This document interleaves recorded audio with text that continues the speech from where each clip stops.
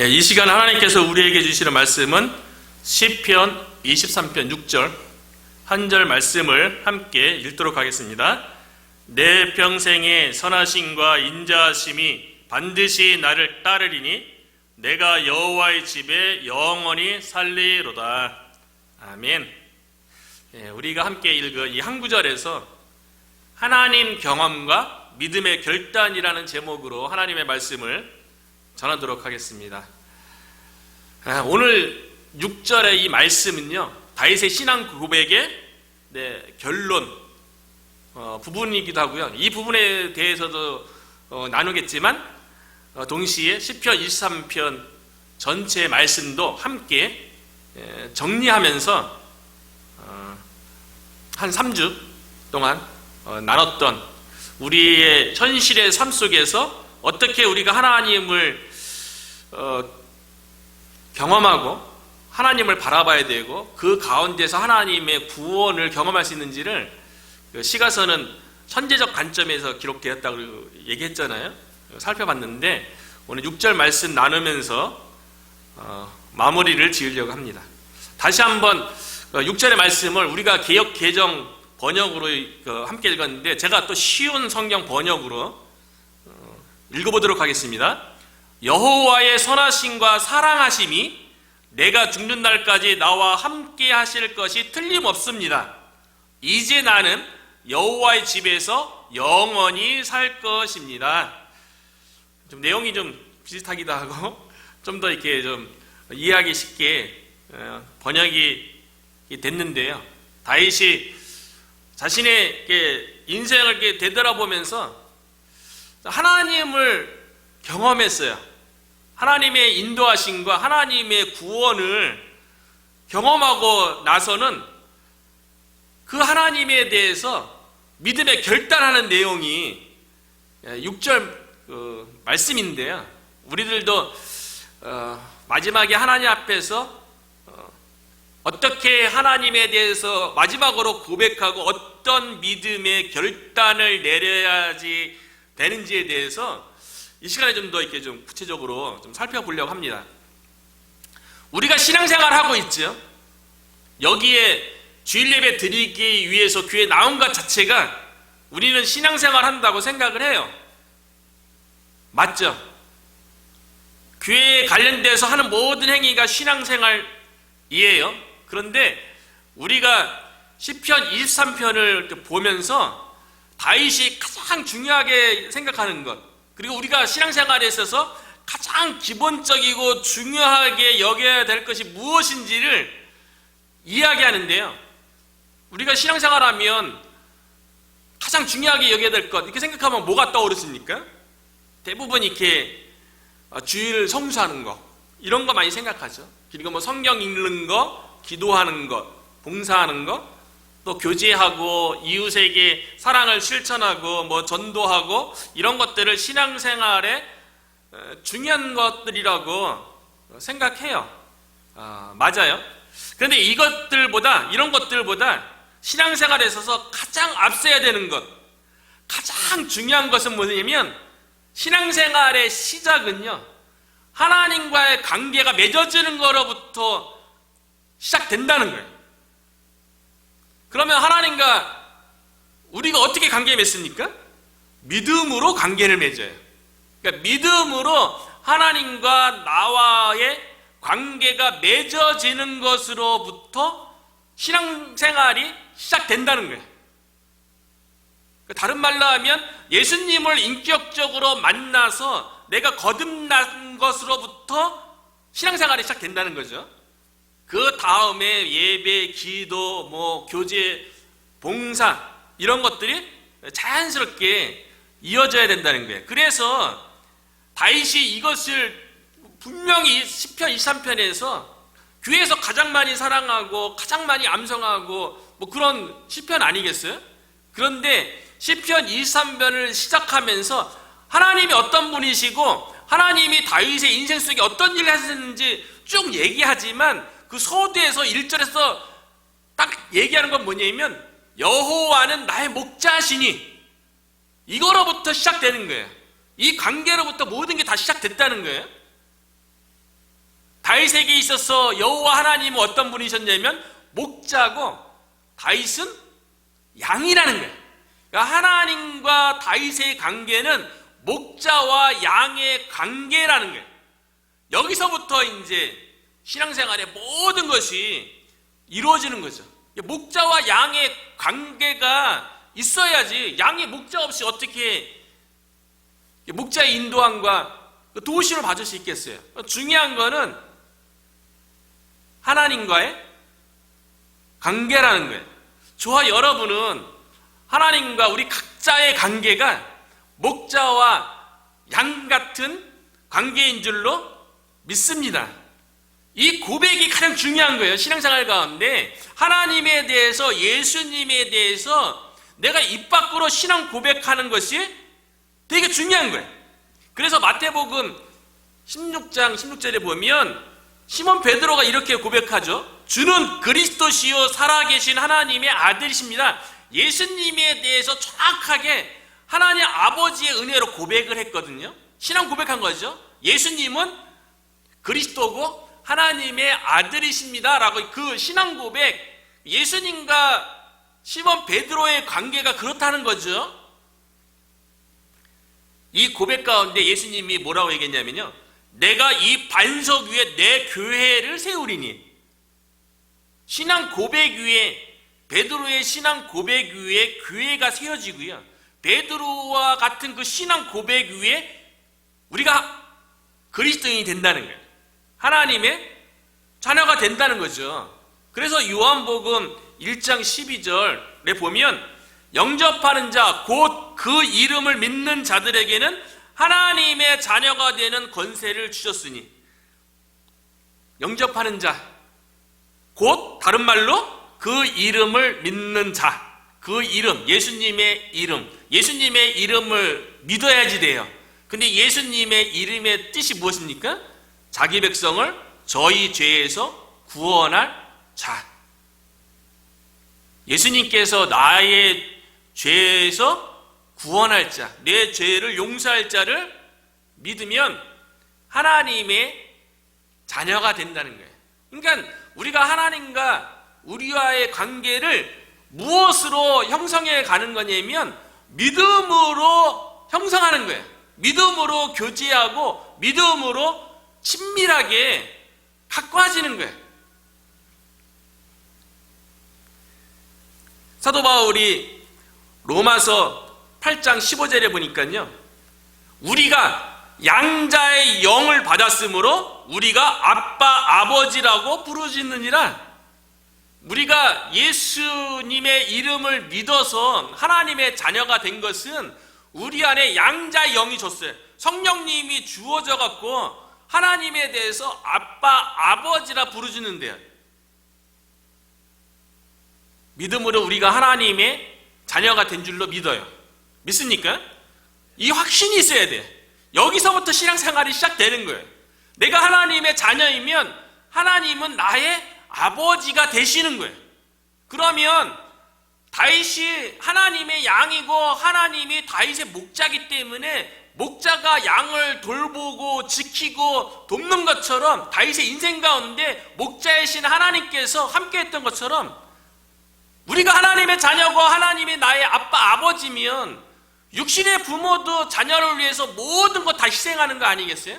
하물며 하늘에 계신 우리 아빠 아버지 되시는 하나님께서는 우리를 위해서 희생할 것이 없을 것이 뭐 있겠어요?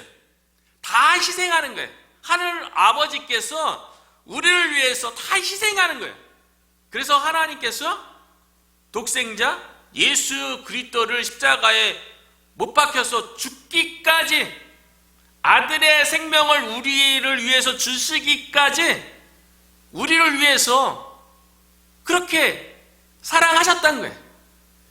양자의 영을 받은 우리를 자녀 삼기 위해서, 자녀를 사랑하기 위해서 신자죠.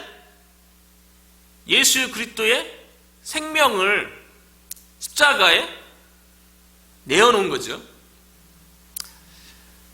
예수님께서 요한복음 10장 11절에서요 이렇게 말씀하셨어요. 나는 선한 목자라. 선한 목자는 양들을 위하여 목숨을 버리거니와 예수님께서 양들인 우리들을 위해서 목자는 양을 위해서 목숨을 버릴 정도로 그렇게 돌보는 거예요. 하나님 아버지께서 다윗을 위해서 목자로서 생명을 바쳐서 지키고 보호했던 거예요. 관계가 중요한 거예요. 하나님과의 관계가 있으면 그것이 신앙생활이 되는 거고요. 하나님과의 관계가 없으면 종교생활이 되는 거예요. 형식적인 게 되는 거고 위선적이 되는 거예요.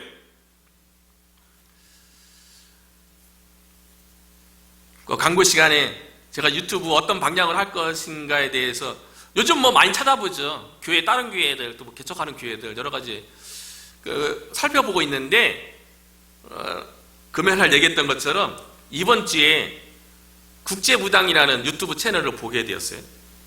이분이요, 지금 전화번호 이렇게 찾아보니까 워싱턴주에서 거주하면서 활동하고 있어요. 활동한 지 얼마 안 됐어요. 근데 아무래도 저 교회에도 제가 이제 해시태그에 제 책 제목도 있고 제 주명식 목사도 있으니까 아무래도 관련돼 갖고 이전에 뭐 신문에 나오고 방송에 나온 것 때문에 이 알고리즘으로 뜨거든요. 들어가 보니까 이분이 하버드 출신이에요. 박사학위 받았어요. 그리고 교회를 35년 동안 다녔어요. 자기 말로 그렇게 얘기해요. 자주 얘기해요. 그리고 교회 다닌 사람들 전 봐주는 것 같아요. 자기를 독실한 크리스찬이라고 이야기해요. 아예 유튜브에 자기 하버드 출신인 거 맞으니까 하버드 출신 달아놨고요. 그 독실한 크리스찬도 달아놨어요. 성경도 많이 알아요. 그리고 자기 말로는 교회도 열심히 다녔대. 그런데 하나님과의 관계가 형성되지 않았어요. 다윗처럼 목자와 양, 예수님을 통해서 하나님이 아버지고 자신이 하나님의 자녀라는 이 관계가 양자의 영을 받았어야 되는데 양자의 영을 받지 못해서 하나님을 아빠 아버지라 불렀어야 되는데 교회에 35년 동안 그렇게 열심히 다녔는데 그 고백을 못했어요. 그러니까 막 댓글에 보니까 어느 교회 다녔냐고 막 물어봐요. 그리고 성경으로 너 귀신이 쓰여온 거다, 너 무당들은 다 죽이라고 막 하는데 이분이 성경도 되게 잘 알아요. 그 구절에 대해서 다 해석을 해. 그리고 그렇게 해석하는 거 너무나 좁게 해석한 거다. 그렇게 해석하면 안 된다. 오히려 교회 다닌 사람을 이 사람이 가르치고 있어요. 그리고 이분이 조금 이렇게 신앙생활 어떻게 이렇게 얘기하는 거 들어보면 교회 다니면서 어떤 윤리, 도덕, 뭐 착하게 살아야 된다, 사랑해야 된다, 뭐 열심히 해야 된다, 이런 얘기를 들은 거예요. 특히 사랑에 대해서 많이 얘기해요. 그냥 보편적인 이 사랑을 얘기하는 거야. 다른 사람들도 돌보고 희생하고 이런 얘기하는 하는데 그 안에 예수님의 희생에 대한 그 은혜가 없어요. 영적인 문제가 왔어요. 귀신이 보이는 거예요. 근데 그거를 성령의 역사로 생각해요. 그리고 하나님은 사랑이시기 때문에 자기가 지금 무당된 것도 하나님께서 허락했다고 얘기해요. 이분이요. 이분 보면서 이런 분 보면은 결국 본인이 그렇게 하버드 출신의 박사학위까지 받아갖고 교회도 35년 동안 다녔는데 지금 엉뚱한 일 하고 있잖아요. 그 성령의 역사랑 귀신 역사랑 막 혼합돼 있어요. 막. 그 지금 계속 상담해주고 있습니다. 일주일에 몇 개씩 먹고 지금 시작한 지 얼마 안 된 것 같아요. 독실한 크리스찬 이름으로 그렇게 하고 있다니까요. 이런 분 보면은 막 속에서 막 올라와요. 저 사람 전도해야 되는데, 막 계속 그런 사람 전도하면 참 얘기하면 막 대놓고 막 이렇게 무시하거나 무례하게 하지 않는데, 근데 거기 댓글 다는 사람들은 막 무례하게 막 댓글 달거든요. 막 부정적이고, 그 안에도 이제 인간적인 인격이 있는데, 뭐 지혜롭게 할 필요가 있는데, 하여튼간에, 그 사람을 보면서, 이 사람은 교회 35년 다녔지만, 하나님과의 관계가 없었구나. 종교 생활을 했구나. 그러니까 그 끝이, 자기가 영적인 문제가 왔는데, 자기가 신을 안 받아들이면, 귀신이라고 얘기하는 신을 안 받아들이면, 자기 자녀들에게 내려가지 않을까봐 자신이 받았다고 얘기해요. 그게 맞거든요. 그 뭐 자녀들 나중에 뭐 본인이 하면 안 받나? 또 본인 죽으면 또 밑으로 내려가게 돼 있어요. 예수님 믿기 전에는요. 교회 오래 다니는 게 중요한 것이 아니라 예수 그리스도의 복음을 통해서 하나님과의 관계가 형성되는 게, 그래서 생명을 갖는 게 너무나도 중요하다는 것을 깨닫게 됐어요.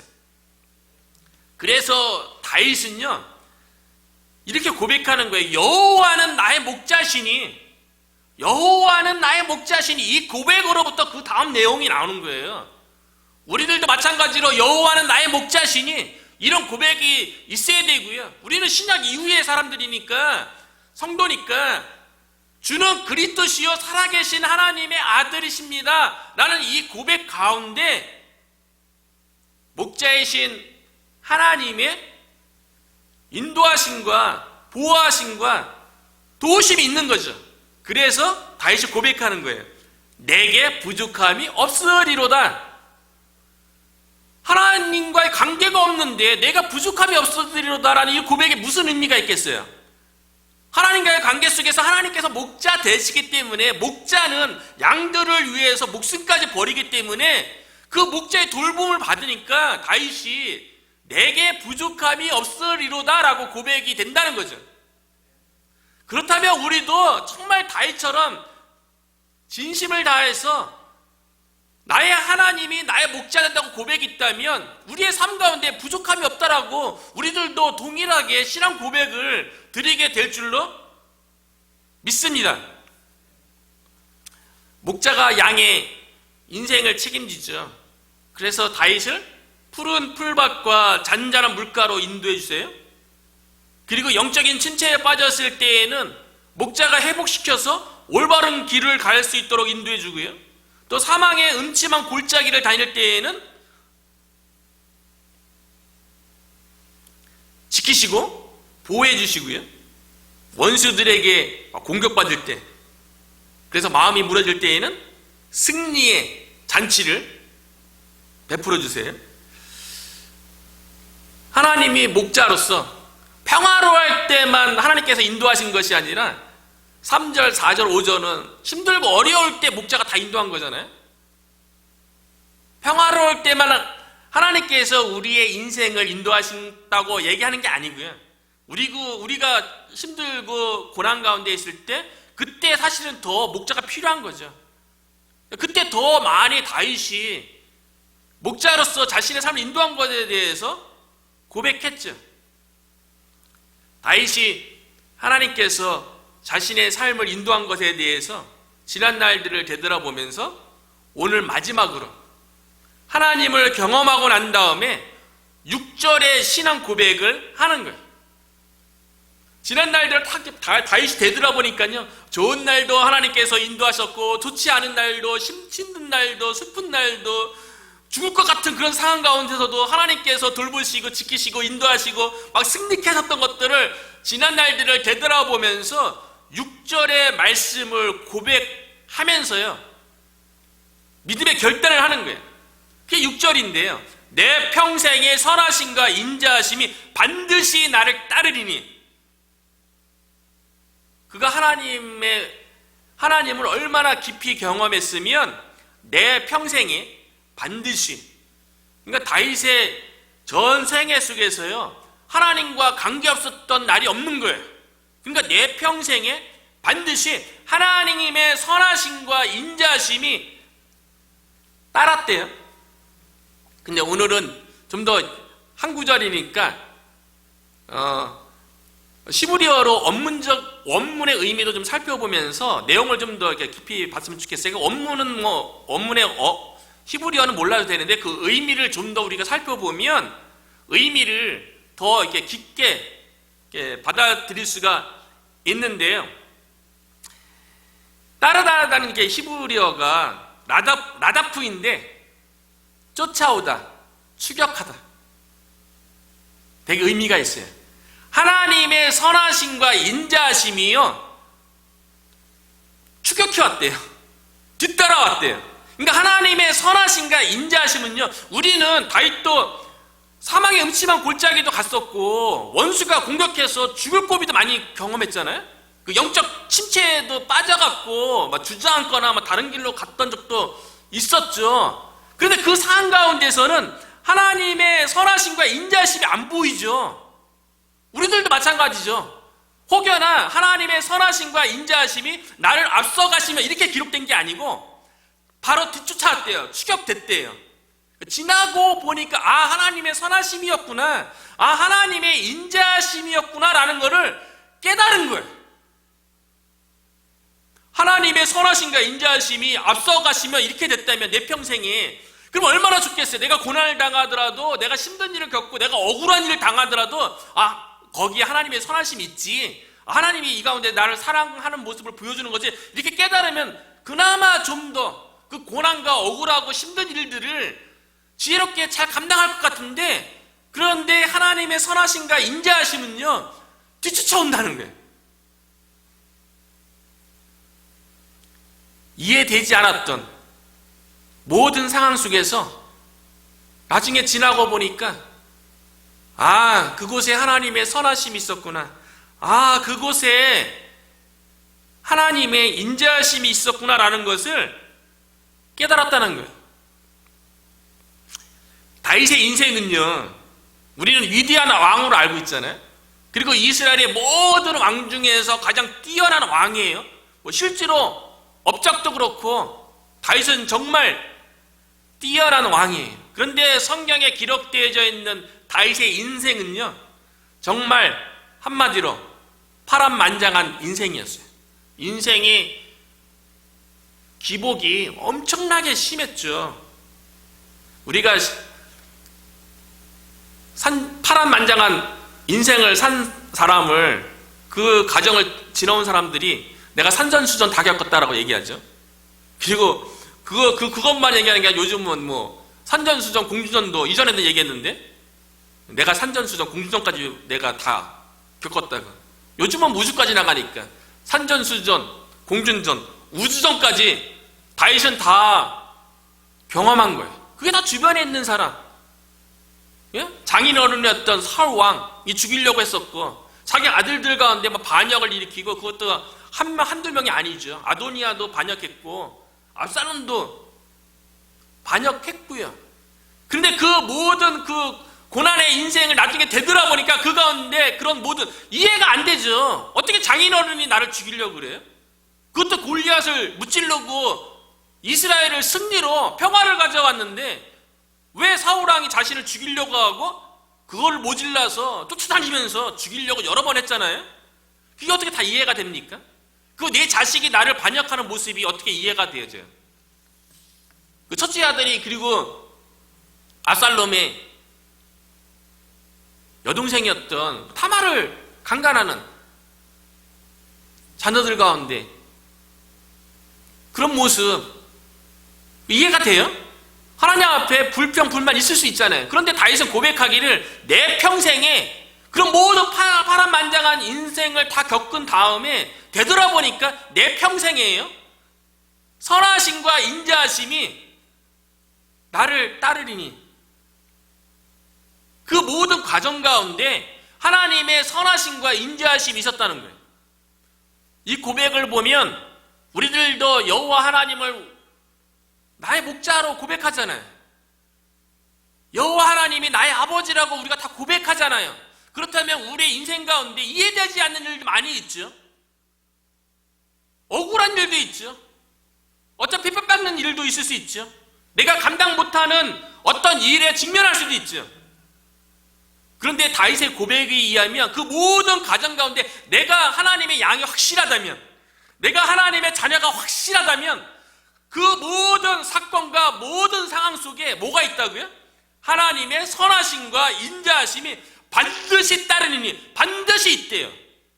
그런데 왜 불평하고 불만하고 원망하겠어요? 그 하나님의 선하심과 인자하심을 우리가 경험해야죠. 그렇다면 하나님의 선하심이 무엇을 의미할까요? 선하심. 또 히브리어를 얘기하겠는데, 이것도 제가 좋아하는 히브리어라고 얘기했잖아요. 선하심, 하나님의 선하심, 히브리어로 토브, 의미는 좋다, 선하다, 아름답다, 탁월하다라는 의미를 가지고 있어요. 근데 언제 이 토브가 제일 먼저 성경에 사용되었습니까? 창세기 1장에 보면 하나님께서 천지 만물을 창조하실 적에 7번에 걸쳐서 하나님의 보시기에 좋았더라. 그 좋았더라가 토브예요. 그 토브가 오늘 본문에 선하심으로 번역된 거예요. 하나님 보시기에 좋았더라. 왜 하나님께서 보시기에 좋았겠어요? 말씀으로 천지 만물을 창조하면서 그 말씀대로 그대로 되어졌기 때문에 하나님께서 보시기에 좋은 거예요. 하나님의 의도대로 되어지는 것, 하나님의 계획대로, 하나님의 목적대로 되어지는 것, 그것이 좋은 거고 선한 거고 아름다운 거고 탁월한 거라는 거예요. 오늘 본문에서는 하나님의 성품 가운데 선하다는 거예요. 이게 성경에서 말하는 선이에요. 하나님 보시기에 좋은 게 선이에요. 우리는 얘기하기를 우리 주변에 예수 안 믿는데 저 사람은 법 없이 사는 사람이야. 저 사람은 성품과 인격이 아주 훌륭해, 탁월해. 그 사람이 선한 게 아니에요. 세상에서는 선한 사람이라고, 훌륭한 사람이라고 칭송받을 수 있어요. 그런데 하나님은 어떤 사람을 선한 사람으로 본다고요? 하나님의 의도대로, 하나님의 계획대로 사는 사람이 선한 사람이라는 거예요. 그러니까 예수님 안 믿었는데 세상에서 왜 하나님이 사랑이라는데 왜 세상에서 착한 일 많이 하고 다른 사람도 많이 돕고 훌륭한 성품이고 그런데 왜 지옥 가냐고. 하나님이 사랑이신데. 그건 세상의 기준이죠. 하나님 보시기에 좋은 것이 선이라는 거예요. 하나님의 선하심이 다윗의 인생 가운데 늘 뒤쫓아왔대요. 다윗의 인생 가운데는 영적으로 침체될 때도 있었고요. 사망의 음침한 골짜기를 다닐 때도 있었고요.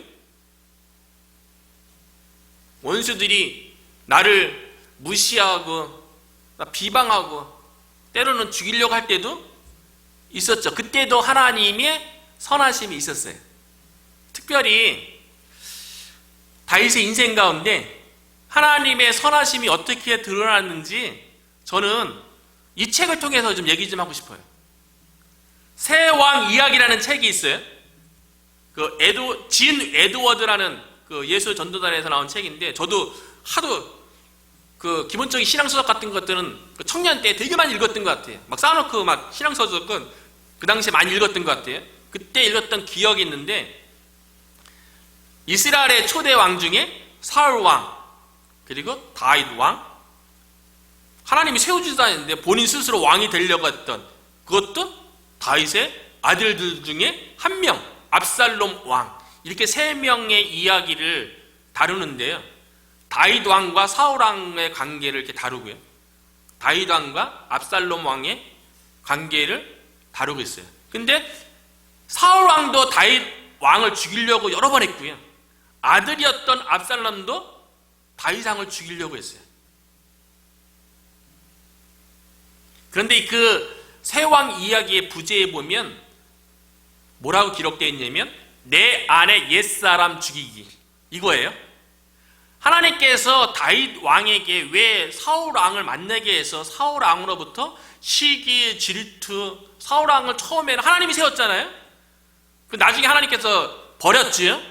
하나님께서 처음에 선택할 때는 사울 왕도 그렇고 압살롬도 둘 다 키가 크고 잘생겼어요.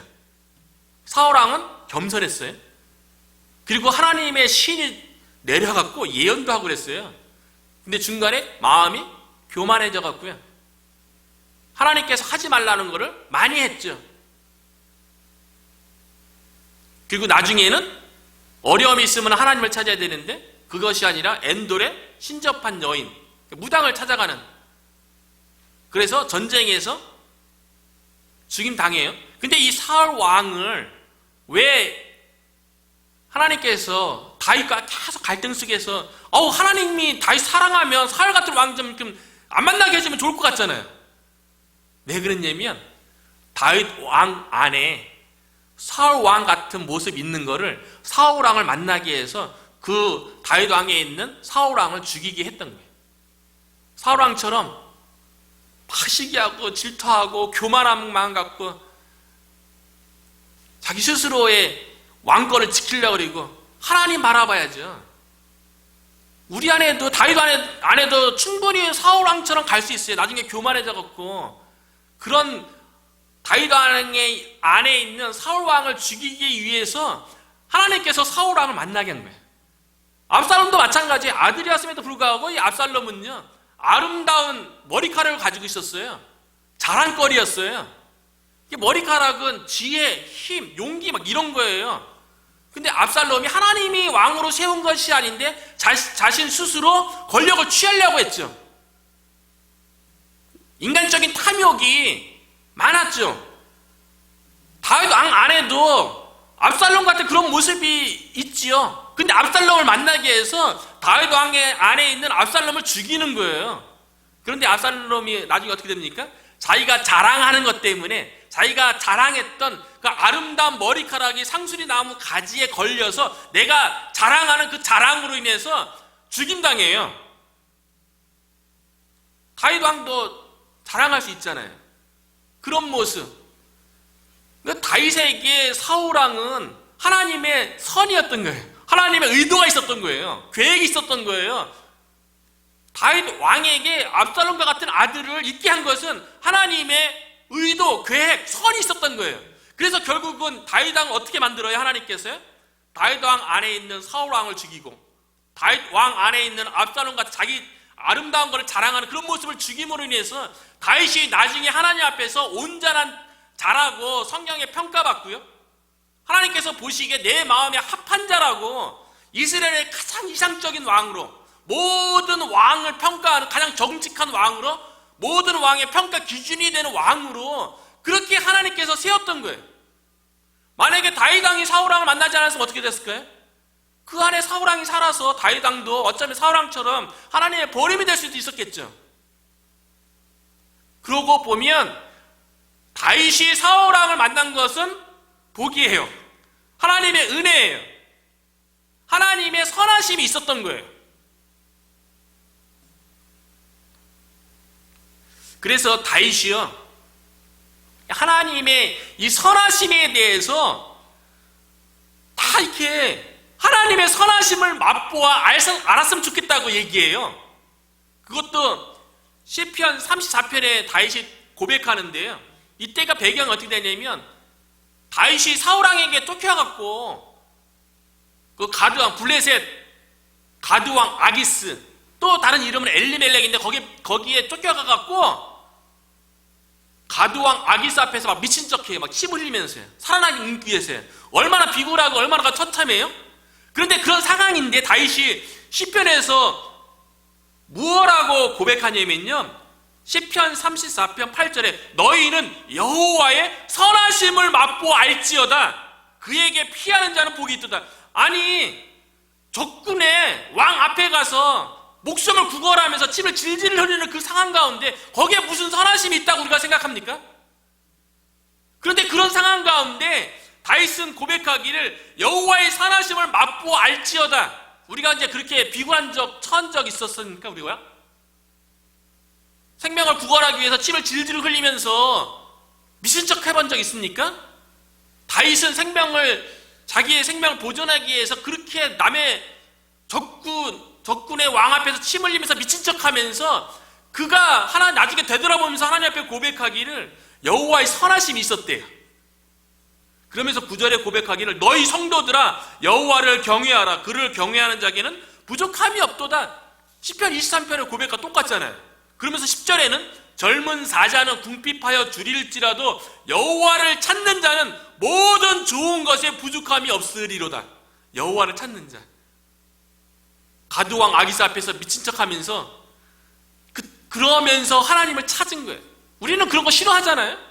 남 앞에 비굴해지고 남 앞에 연약한 모습 드러내는 거 다 싫어하는 거 인간의 본성이죠. 그래서 저도 그 노방 전도하는 거 기도해달라고 얘기하잖아요. 노방 전도하다 보면 사람들 앞에 서는 것 어떨 땐 내가 좀 비굴해지는 것 같고 무시당하는 것 같고 막 이런 거 생각 들면 뭐 힘들죠. 어떻게 뭐 담대하게 막 이렇게 하겠어요. 성령 충만해야지 가능한 거죠. 모든 일에는 하나님의 선하심이 있다는 거예요. 그래서 사도 바울이 하나님의 선하심에 대해서 로마서 8장 28절에 이렇게 얘기하는 거예요. 우리가 알거니와 하나님을 사랑하는 자, 곧 그의 뜻대로 부르심을 입은 자들에게는 모든 것이 합력하여 선을 이루느니라. 하나님의 선, 하나님의 계획대로 되는 것, 하나님의 의도대로 되는 것이 이루어지는 거예요. 다윗이 여러 가지 힘든 상황 가운데 아기스 왕 앞에서 침 흘리며 미친 척 했던 데에도 하나님의 선이 있었던 것처럼요. 우리들의 삶 가운데도 우리가 이해하지 못하는 고난이 있을 수 있어요. 그렇죠? 힘듦이 있을 수 있어요. 아픔이 있을 수 있어요. 슬픔이 있을 수 있죠. 고통이 있을 수 있어요. 우리의 약함이 있을 수 있어요. 우리의 부족함이 있을 수 있어요. 그런데 이 모든 것이 합력하여 선을 이루느니라. 다윗이 얘기했던 것처럼 그런 모든 과정 속에서 어떠한 상황 속에서도 우리가 하나님의 자녀고 우리가 양이라면 다윗이 고백한 것처럼 하나님의 선하심을 맛보아 아는, 이것도 야다, 경험으로 아는 저와 여러분이 되시기를 주님의 이름으로 축원합니다. 다윗은 자신의 인생을 되돌아보면서 하나님의 선하심만 얘기한 게 아니고요, 동시에 그 선하심과 더불어 인자하심도 뒤따라왔대요. 모든 상황 속에 모든 일 가운데 하나님의 선하심과 인자하심이 같이 있었다는 거예요. 따라왔다는 거예요. 이것도 되게 중요한 단어잖아요. 인자하심, 히브리어로 우리가 잘 아는 헤세드예요. 헤세드. 약간 쉬운 성경에는 사랑하심으로 번역됐죠. 한글 성경에는 이 헤세드가 은혜, 자비, 인애 뭐 이런 표현으로 기록되었어요. 영어 성경에도 보면 NIV는 love, 사랑으로 번역했고요. 히브리어는 헤세드 하나예요. 근데 문맥상에서 그렇게 다 번역될 수 있는 거예요. NIV는 love, 사랑으로 번역했고요. 킹 제임스 버전은 mercy, 자비로 번역했고요. NASB는 loving kindness, 인자로 번역을 했어요. 다 괜찮아요. 은혜도 사랑도 그 기본적인 헤세드의 의미는요, 하나님의 포기하지 않는 사랑, 변함없는 사랑을 전제하는 거예요. 하나님의 자비든 인자든 은혜든 사랑이든 하나님이 포기하지 않고 끊임없이 주어지는 거예요. 변함없이 주어지는 이 사랑을 배경으로 하고 있어요. 그런데 이 하나님의 이 사랑이요, 푸른 풀밭 잔잔한 물가에는 우리 당연히 있을 거라고 생각하지만 누가 영적 침체에 빠졌을 때, 마음이 무너졌을 때, 그때도 하나님의 인자심이 함께 할 거라고 생각합니까? 사망의 음침한 골짜기를 다닐 때도 마찬가지죠. 원수들의 공격받을 때도 마찬가지예요. 그런데 다윗은 그런 모든 상황 속에서 하나님이 나를 사랑했대요. 우리는 너무 이기적이에요. 나 중심적이에요. 내 마음이 안 들고 내 마음대로 좀 안 되는 것 같으면 하나님이 나를 사랑하지 않는 것 같아요. 사랑하지 않는 것 자체는 둘째치고 하나님이 살아계신 것조차도 의심이 돼요. 그리고 아무리 하나님 앞에 기도해도 응답되지 않는 것처럼, 사실 응답 안 되면 그 하나님의 뜻이 아니라 내 뜻을 하나님 앞에 자꾸 간청하려고 그러니까 응답이 안 된 거죠. 다윗이 왕궁에서 한가롭게 거닐다가 밧스바를 간음하는 사건이 벌어졌어요. 그리고 그것을 또 덮으려고 남편 우리야를 전쟁 앞에 내보내서 죽게 했어요. 살인자가 됐어요. 이런 상황 가운데서도 하나님의 사랑하심이, 하나님의 사랑 헤세드는 포기하지 않는, 변함없는 그 사랑이잖아요. 다윗이 그렇게 간음죄를 짓고 살인죄를 저질렀음에도 불구하고 그 다윗을 하나님께서 용서해 주셨어요. 하나님의 사랑은 이런 사랑이에요. 우리들도 그와 거의 필적하는 죄를 짓고 살아왔죠. 근데 그 모든 죄를 우리가 예수 그리스도의 십자가 안에서 다 용서받은 거예요, 우리도요. 그래서 사무엘상 12장 13절에 보면요, 나단이 다윗에게 말하되 여호와께서도 당신의 죄를 사하셨나니 당신이 죽지 아니하려니와. 하나님이 사했대. 이거를 위해서 시편 51편에 다윗이 눈물로 그렇게 하나님 앞에 회개하잖아요. 시편 107편에도 보면요, 이 하나님의 헤세드에 대해서 막 찬양을 해요. 하나님의 헤세드, 인자하심에 대해서. 이스라엘 백성이 출애굽하고요, 애굽에서 구원받고 바벨론 포로로 잡혀갔다가 다시 거기서 구원받고 돌아오는 가정 가운데 시편 기자가 어떻게 고백하냐면요, 여호와께 감사하라. 그는 선하시며 그 인자하심이 영원함이로다. 이스라엘 백성을 애굽에서 구원하고 바벨론 포로에서 구원하는 가운데 하나님의 선하심이, 의도가 있었고요, 계획이 있었고요, 하나님의 사랑 때문에 그랬대요. 그러면서 시편 107편에 보니까요, 여호와의 인자하심과 인생에게 행하신 기적으로 말미암아 그를 찬송할지로다. 5번이나 반복하면서 하나님의 인자하심 때문에 너희들에게 그렇게 기적을 행했고 너희들에게 그렇게 은혜를 베풀었다고 그렇게 계속 찬양하는 거예요. 그리고 시편 136편 우리가 잘 알잖아요. 추수감사절 되면 그의 선하심과 인자하심이 영원함이로다. 이거 찬양하는 시편 136편도 보면요, 하나님께서 천지만물을 창조한 것도, 애굽에서 이스라엘을 구원한 것도, 하나님께서 이스라엘 백성을 광야에서 인도한 것도 하나님의 인자하심 때문에 그랬다는 거예요. 우리가 살아가는 이 지구, 우주, 이 하나님께 창조한 것도 우리를 위한 사랑을 보여주기 위함이었고요, 우리를 십자가의 은혜로 우리를 구원해서 하나님의 자녀 삼으신 것도 하나님의 인자하심 때문이었다는 거예요. 그런데 이스라엘 백성들은 애국 가정에서 늘 불평분만, 광야 생활 동안에도 늘 불평분만. 왜요? 자신들이 이해가 안 되니까. 이스라엘 백성만 나무랄 게 아니에요. 이스라엘 백성들은 어떻게 10가지 재앙도 보고 홍해도 가르는 기적도 보고 그랬는데, 바위에서 샘도 솟고 이런 기적까지 보고 하늘에서 막 만냐도 내리고 막 그러는데 어차피 그런 기적 보고 나는 그런 기적 보면 하나님 잘 믿겠네, 그렇게 얘기하는 사람들이 있어요. 근데 우리도 별반 다르지 않습니다. 우리 삶 가운데 하나님께서 아무리 기적을 베푸시고 아무리 우리와 함께 한다 할지라도요, 우리가 이해되지 않는 상황이 주어지면 하나님에 대해서 불평분만 하는 거예요. 내 욕심이 만족되지 않으면 하나님에 대해서 불평분만 터뜨리는 거죠. 이스라엘 백성이 광야에서 생활하는 동안 하나님께서 먹을 거, 입을 거 다 대주잖아요. 그런데도 불평분만 하는 거예요. 왜요? 자기 욕심이 안 채워지니까. 그런 이스라엘 백성을 향해서요, 하나님의 그 실패하지 않는 사랑, 결코 포기하지 않는 사랑, 헤세드를 보여줬다는 거예요. 이 헤세드가 저와 여러분 삶 가운데 이해되지 않는 상황 속에서, 또는 우리가 어쩌면 불평분만을 하는 그런 상황 속에서도 우리가 하나님의 자녀이기 때문에, 우리가 하나님의 다 양이기 때문에 그 포기하지 않는 변함없는 그 사랑, 헤세드가 저와 여러분 가운데 함께하는 줄로 믿습니다. 이것을 우리가 늘 믿어야 돼요.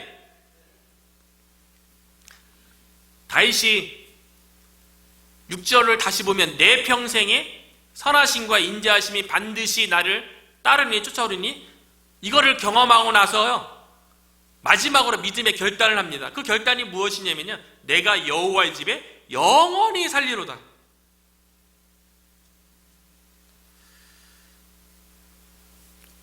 여호와의 집은 다윗 왕 때는 성막이죠. 성막 안에 어떻게 다윗이 영원히 살 수 있어요? 그런 의미가 아니라, 성막은 어떤 곳이냐면 하나님이 임재하는 곳이죠.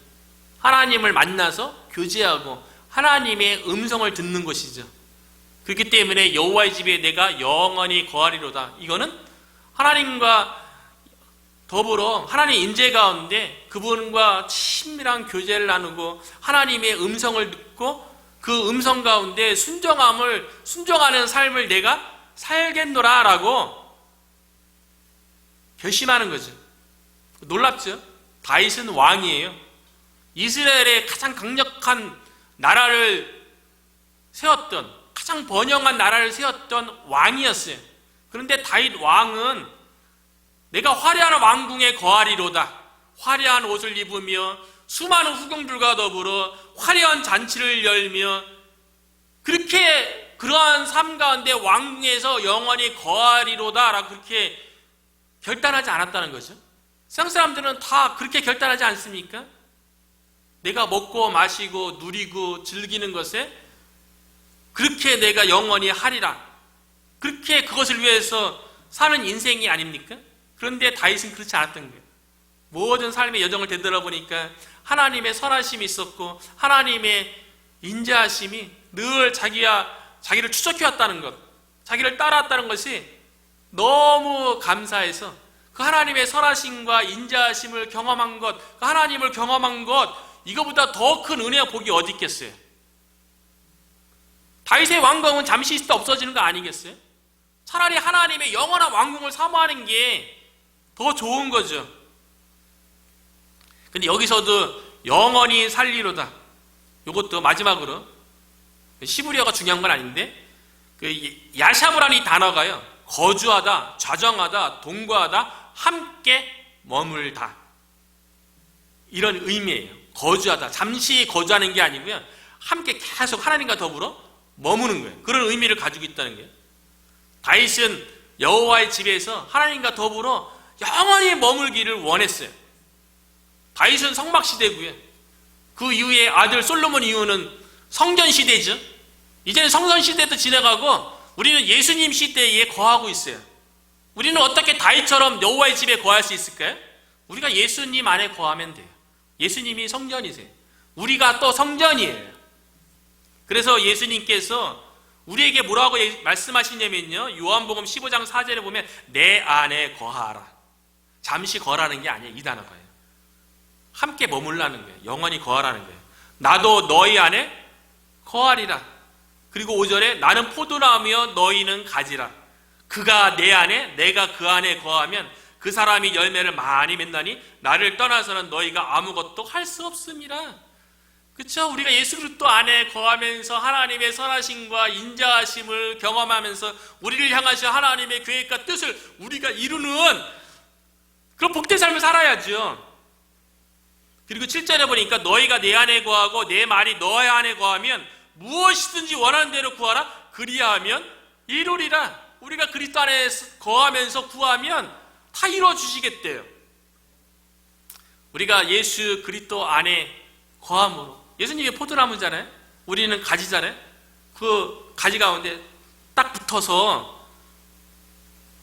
하나님으로부터 주어지는 다시 고백한 그 선하심, 인자하심, 포기하지 않는 변함없는 그 사랑을 우리가 경험하면서 우리에게 주어진 하나님의 사명을 이 땅에서 하나님께서 우리 교회를 통해서 이루자는 일들을 성취해 나가는, 가지가 나무에 붙어서 많은 열매를 맺는 그와 같은 복된 우리의 개인의 삶과 우리 교회가 되기를 주님의 이름으로 축원합니다.